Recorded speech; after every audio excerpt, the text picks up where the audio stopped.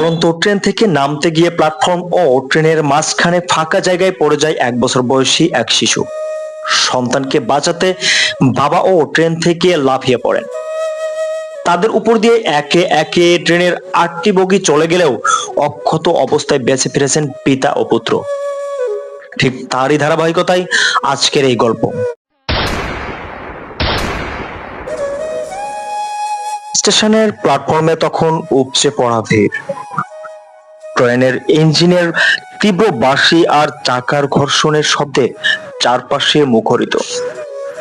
আরিয়ান সাহেব তার 1 বছরের ছোট ছেলে আয়ানকে কোলে নিয়ে নামার প্রস্তুতি নিচ্ছিলেন।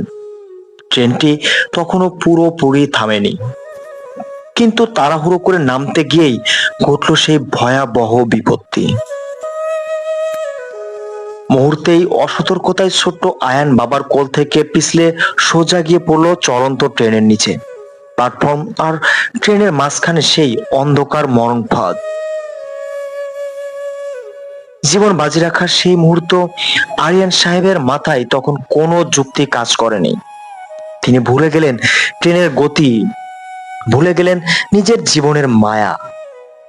চোখের সামনে নিজের কলিজার টুকরাকে যমদূতের মুখে থেকে তিনি সুস্থ রাখতে পারবেন?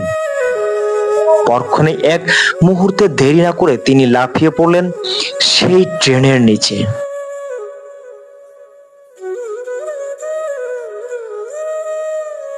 চারপাশে মানুষের আর্তনাদ, গেল গেল, সব শেষ হয়ে গেল।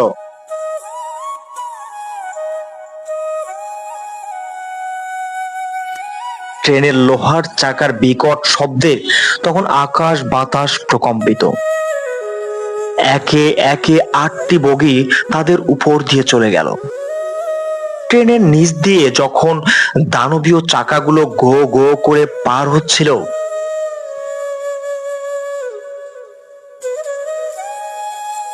প্রাণ যায়। আমার ছেলের গায়ে যেন একটা আঁচড় ও না লাগে। আরিয়ান সাহেব তখন পাথরের মাটিতে উপর হয়ে শুয়ে নিজের বুকের নিচে যখন শক্ত করে চেপে ধরে রেখেছিলেন আয়ানকে, তারা যা দেখলো তা কোনো তিনি ভাবছিলেন কম, যদি চাকায় আমায় স্পর্শ করে তবে যেন আমার আগে পরম মমতায় জড়িয়ে ধরে আসছে। বাবা মানে এমন এক বট বৃক্ষ যার ছায়া তার সন্তানকে আগলে রাখতে মৃত্যুকেও হার মানাতে পারে। বাবার জামা ছিঁড়ে রক্তারক্তি অবস্থা হলেও তার মুখে ছিল এক অপ্রার্থী তৃপ্তির হাসি, কারণ তার পুরো জগৎ তখন তার 2 হাতের নিরাপদ বেষ্টনীতে বাবার ভালোবাসা স্বরূপ। আমরা প্রায় বলি মায়ের ভালোবাসার কথা, যা অবশ্যই অতুলনীয়, কিন্তু বাবারা হলেন সেই নিঃশব্দ যোদ্ধা যারা সন্তানের জন্য নীরবে ঘাম ঝরান, রক্ত দেন আর প্রয়োজনে যমরাজের সামনে ঢাল হয়ে দাঁড়িয়ে যান। নিজের শেষ রক্তবিন্দু দিয়ে সন্তানকে রক্ষা করা, নিজের হাড়ভাঙা খাটুনি বিনিময়ে সন্তানের মুখে হাসি ফুটানো।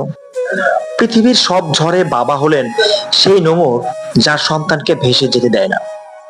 এই ঘটনার পর আরিয়ান সাহেব শুধু সন্তানের বাবাই রইলেন না, তিনি হয়ে উঠলেন অজেয় ভালোবাসার এক জীবন্ত প্রতীক। সন্তানদের জন্য বাবা এভাবে প্রতিনিয়ত মৃত্যু আর কষ্টের সাথে লড়াই করে যান। তার প্রতিদান হয়তো কোনো দিন দেওয়া সম্ভব না। বাবার ভালোবাসার কোনো সীমা নেই। সেই রেল লাইনের অন্ধকার গর্তে সেদিন কেবল একটি মানুষ ছিল এক বাবার ইস্পাত কঠিন প্রতিজ্ঞা, যা মৃত্যুকেও হার মানিয়ে এক শিশুকে ফিরিয়ে এনেছে তার বাবার কোলে। SK Jewel Rana, SB1 news.